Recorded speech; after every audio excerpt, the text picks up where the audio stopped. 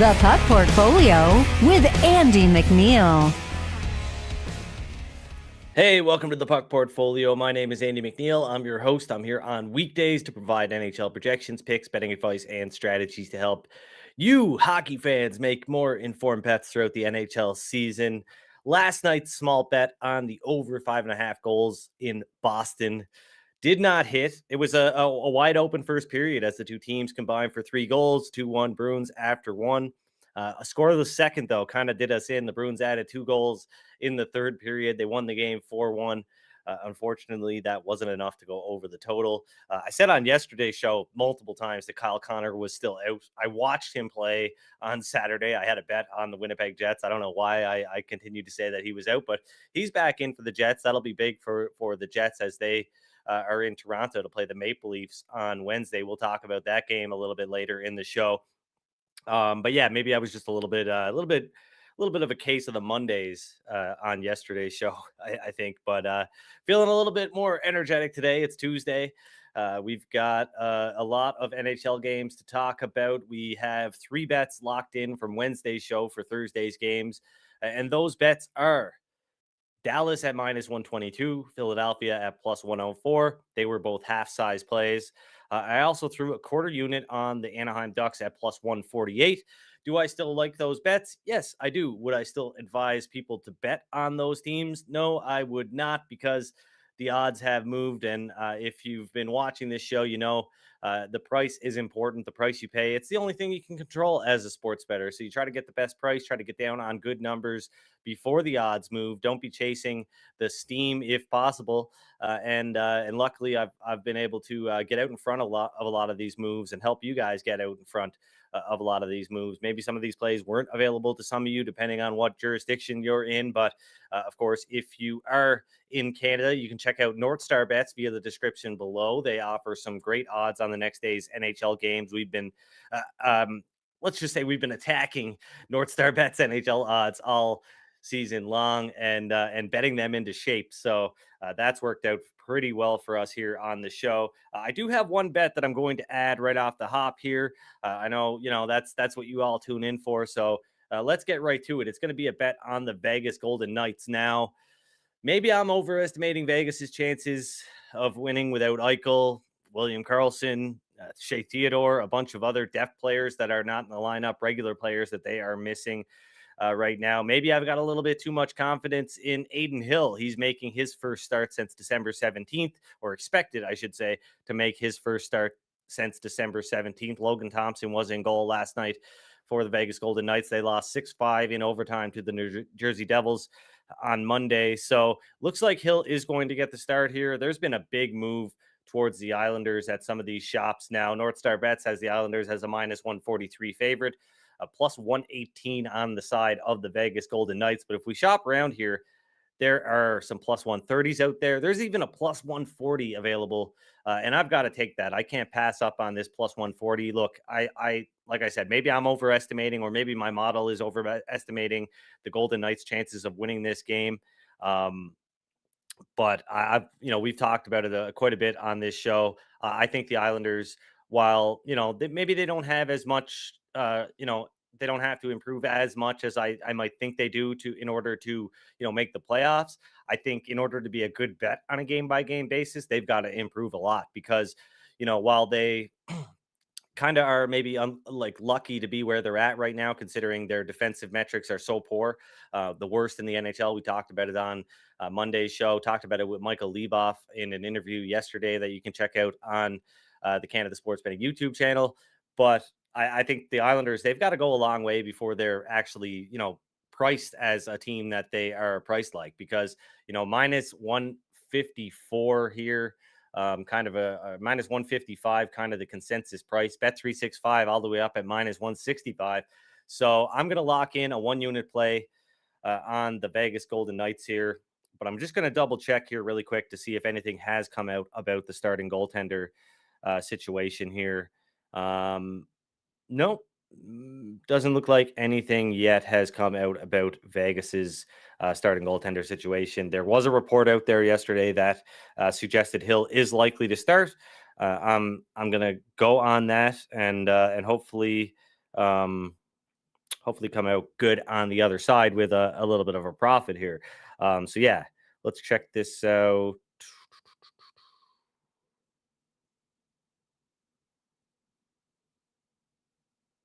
Weird. One sec. Sorry. There it is. Yeah, best price in market. So we're going to take that. I'm going to risk 1 unit on it. Obviously, I think anybody that knows a little bit about like Kelly Criterion would say, "Hey, you're not risking enough on this one." I'm just going to protect myself a little bit here because, like I said, I could be really overestimating the Golden Knights' chances of winning. Um, but I'm still going to take a chance here. Risk the 1 unit on Vegas at plus 140 to win 1.4 units. Jake, is there anything I should get to in the chat here? Kind of like just looking at my notes, not really paying attention right now to the stream, but I can check it out.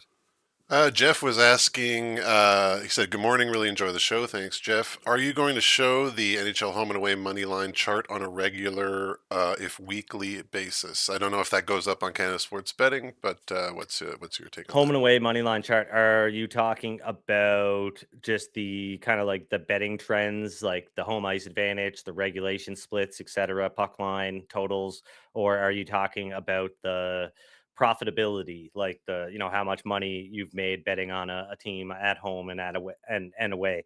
Um, if so, I mean, I wasn't planning on doing the profitability every day, but or every week, but I do put up the betting trends typically on Tuesdays. I'll be doing that later today on canadasportsbetting.ca. Yeah, so I update the how often home teams are winning, home favorites, home dogs, etc.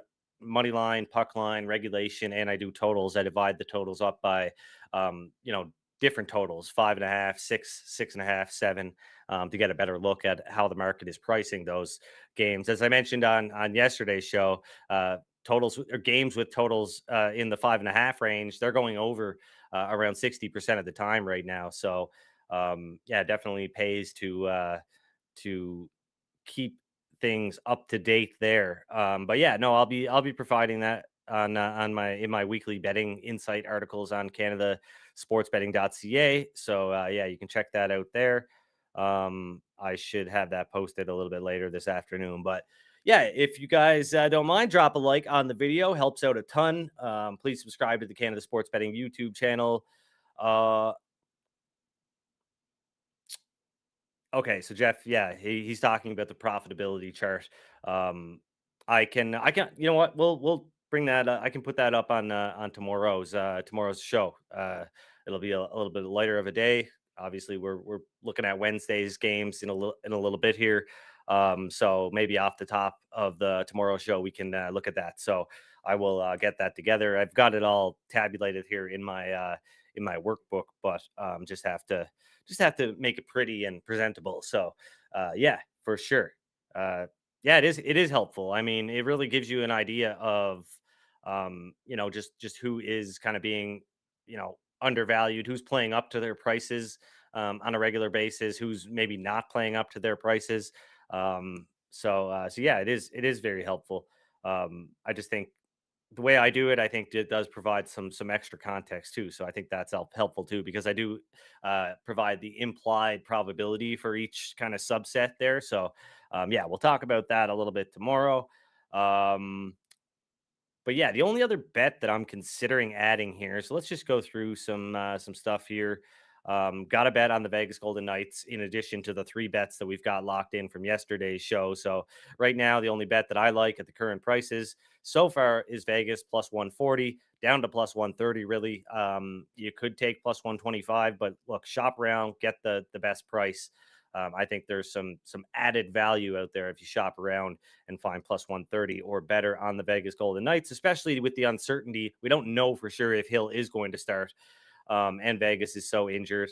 So yeah, I mean, I think you should definitely give yourself the best chance to win here with the best price. So anyway, the only other bet that I am kind of considering is Montreal, but I think we'll hit that in a little bit. As far as the Flyers go, Samuel Urson, the backup, he's going to start for the Flyers over Carter Hart. He was not at practice this morning. Urson, he's had a solid season, though. 906 save percentage, approximately 10 goals saved above expected, and he's probably been better than Carter Hart overall this year. So not really a problem there. Does not look like Owen Tippett is going to play for the Flyers on Tuesday, though. Alex Lyon expected to start for the Red Wings. They're still without Patrick Kane, of course.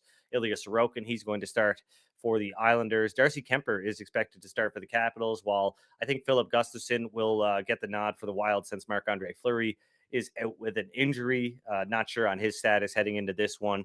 But Jake Allen, he's going to start for the Montreal Canadiens. We mentioned that on Monday's show.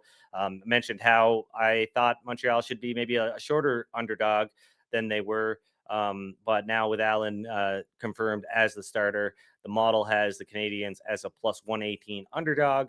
I guess if you compare that to what's out there right now, NorthStar Bets has the Canadiens at plus 117, Ottawa a minus 141 road favorite. But, there is some plus 125 out there.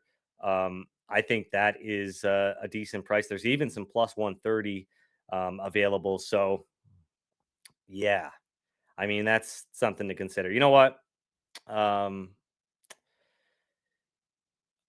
think I'm going to put a half unit at plus 130 because I think that is, I think it's worth it here. Revenge game after getting spanked for the Ottawa Senators by the Ottawa Senators last week on the weekend. Montreal's had a bit of rest here. They actually come into this one a bit more rested than the Senators. They've had 2 days off. The Senators are playing their third game in 4 nights. A bit of a different scenario than they were in on the weekend. They were playing their 6th game in 9 nights when they took on the Senators. They were on the second half of back-to-back. So should get a better effort out of Montreal. I mean, that game, Jake, I think you'll attest to this, but Montreal was in that game early. They didn't play great in the first period, but they were in the game. It was only 2-1 at the end of the first period, but they really just, you could see their legs weren't under them as the game went on, and that I think that schedule spot really helped do them in this one. So the added rest, I think, does bode well for the Canadians here. Yeah, they kind of had a wacky travel week last week, and not to put too That much too. blame on that, but it did seem to affect them. And also, I think Jake Allen over Caden Primo is a good factor for the Habs. Primo was not steady the whole night, even if it was 2-1 at the end of the period. You could tell he was kind of chasing the play, and Allen's been pretty steady over the last a couple of months that he's played. So I think this is a good spot for revenge for the Habs. All right, it's going to be plus 125, so it's moved. There was a rogue plus 130 out there at a very well-known sports book, easy to find, but plus 125, that is, I'd say, fairly widely available. So I'm just going to put a half unit on this one to win 0.625 units. Montreal plus 125. So to recap, for anybody who says I don't recap, anybody who actually watches the show knows that I recap usually several times throughout the show. I might not do it at the end of the show. I'm sorry, but if you're just tuning in and kind of scrolling to the end of the show, we're really not here for you. I don't know. You gotta put in a little bit of work to win at sports betting. So it's the least you can do. Tune in for a few minutes. So, anyways, we're gonna recap the bets from yesterday. Philly plus 104. That's a half unit play. Dallas minus 122. That is also a half unit play. And when I say a half unit play, if we're talking about a minus price, so minus 122, I'm actually risking to win a half unit. If we're talking about plus money prices, underdogs, I'm risking a half unit to win whatever the payout is. So on Philly plus 104, I risk a half unit. I win 0.52 units if the bet is a winner. Dallas minus 122, I've got to risk 0.61 units to win 0.5 units because that is half of minus 122, right? So in addition to those bets, I've got the Ducks quarter unit to win 0.37 units at plus 148, and then the 2 bets from today's show so far: Vegas plus 140, that's a 1 unit play to win 1.4 units, and a half unit on Montreal to beat the Ottawa Senators at plus 125, half unit to win 0.63 units. So yeah, that's got a pretty good card going for Tuesday.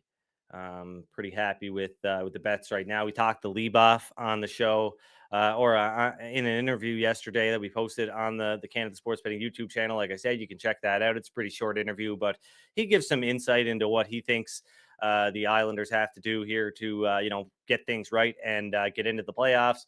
He also thinks the Blue Jackets are a good bet tonight, and he did suggest waiting up until maybe closer to post, considering that probably nobody out there in their right mind wants to rush to bet the Blue Jackets in this game against the Edmonton Oilers, who are clearly the best team in the league right now. But yeah, Columbus is a team that can play up to their price. I think the game is, a minus 300 plus 300 kind of game. That's where the Blue Jackets are at now. Best price in market looks like 3-1. I'd need more to that than to take a flyer on the Blue Jackets. That's for sure. So yeah, like I said, I told Lieboff up front, I don't know if I'll be tailing that one, but I wish him luck. So go Blue Jackets.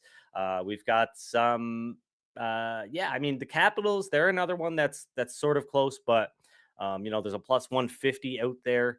My model has minus 141.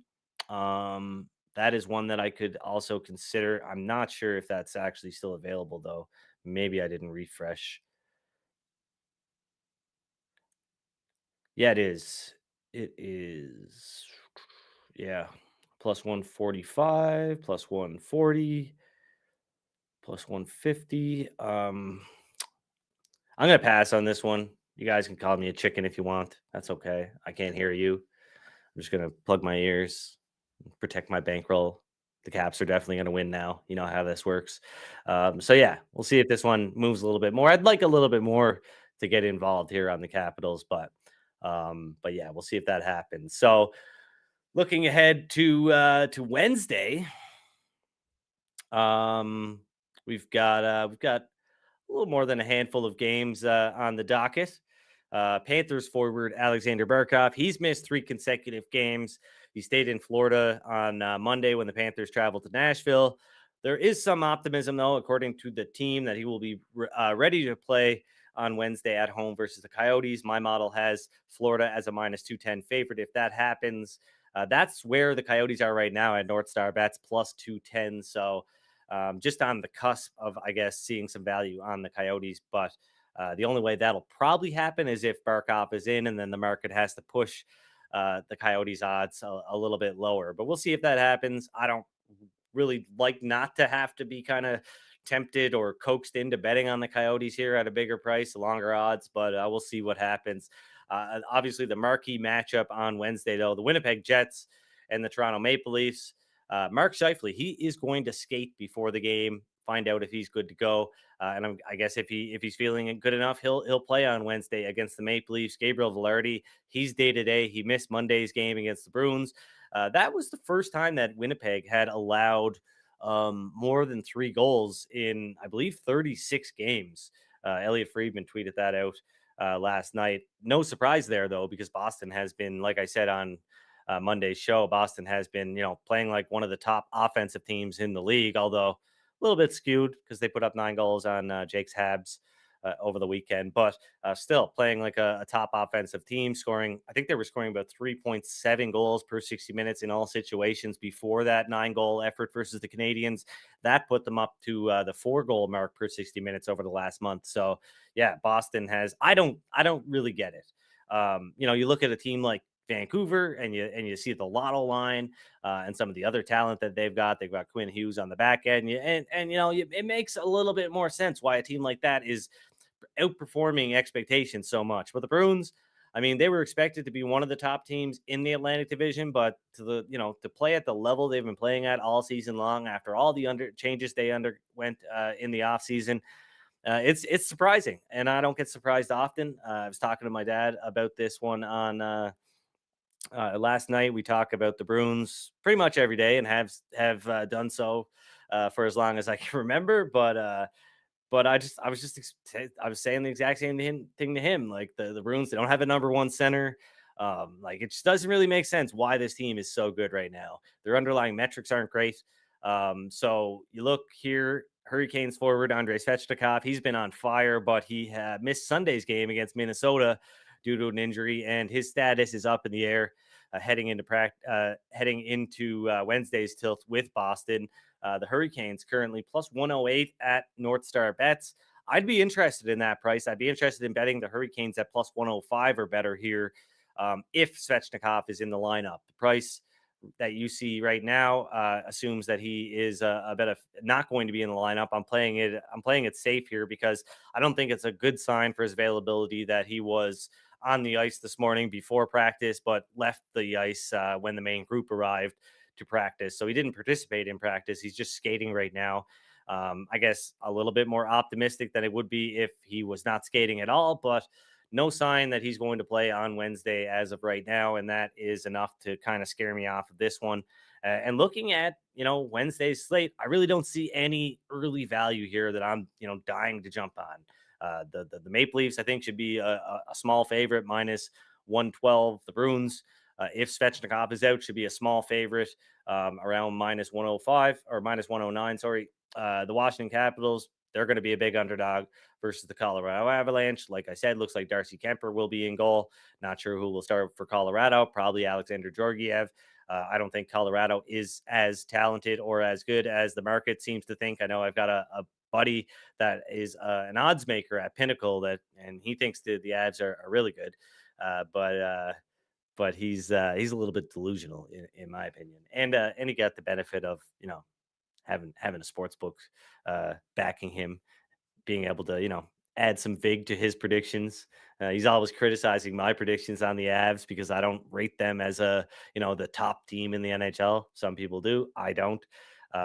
Colorado, yeah, I would not be laying minus 250 or minus 238. I'd rather, see what happens here. Consider taking a very long price on the Capitals, just like I might do against the Minnesota Wild. But yeah, like I said, I want to see who starts in goal for this one. The Caps are on the back-to-back here. St. Louis, they're on a back-to-back as well. Calgary on Tuesday, then they're in Vancouver on Wednesday. Man, I'm wondering. I'm guessing some people bet the Canucks in a lot of different ways, playing the lowly Chicago Blackhawks. And while they did get the win, they did cover the puck line, winning 2-0. If you bet the team total or anything like that, you were probably really disappointed because Vancouver, they came out, they scored 2 goals in the first 10 minutes. The rest of the game was scoreless. What a bore, right? And that's why, I find it so hard when it comes to handicap games like this because, you've really got to take a contrarian approach, I think, to a lot of these games. Betting the team total over or anything like that, these sports books aren't serving up easy bets here in a game like this. The Vancouver Canucks, who are, arguably the best team in hockey right now, and the Chicago Blackhawks, who might just be the worst, who don't even have Connor Bedard in the lineup. There are no easy bets to make, and I tend to just kind of steer away from those games altogether. When it comes to player props and things like that, because you've got to pay a premium on a lot of different bets in a lot of different markets when there is such a big mismatch like that. But yeah, looking ahead here, just nothing I like for Wednesday. I know we'll be back on Wednesday. We'll find some value for Thursday, of course. And have you guys looked ahead to next week's NHL schedule? We're gonna have to find some ways to fill the time because it is pretty brutal. We've got some 1-game and 2-game nights next week. It's gonna be a tough one, Jake, but we'll find a way to entertain you. Anything else I should get to in the chat? No, not really. Just people debating sort of Colorado a little bit, saying that they, get See, by with okay, average goaltending, and it worked for them last year. Kemper's not an average goalie though. He was average in the playoffs when they won the Stanley Cup. He was, sure, but he's not an average goaltender. Like they've, I don't know.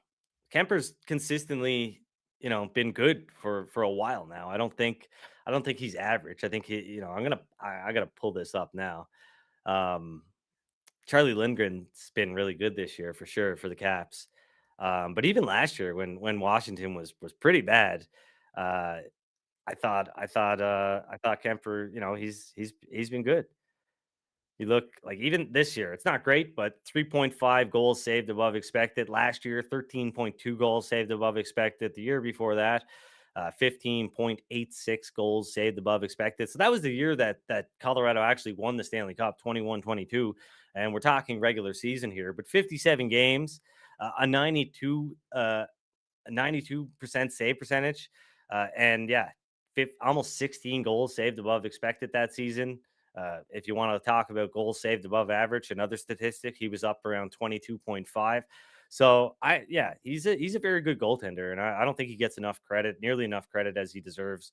So yeah, not that I do think they were a team at that point that they won the cup with average goaltending for sure.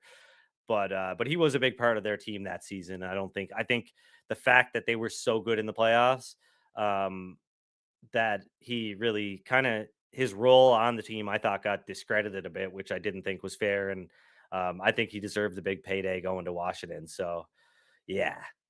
Um, but yeah, I think that pretty much does it for today's episode of the Puck Portfolio. Tried to be as efficient as possible today. Added a couple of underdog bets. Hopefully, get some line value there. I think we will.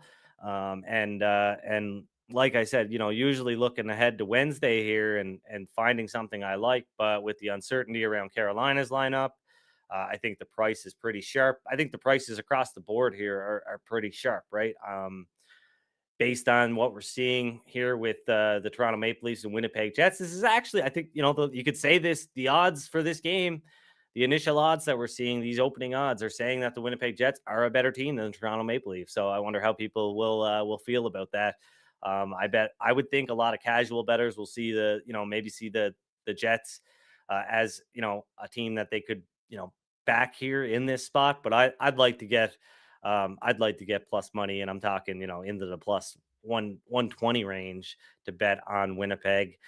So yeah, I think this one will be a fun game to watch. Just not sure I'm going to have action in it on it.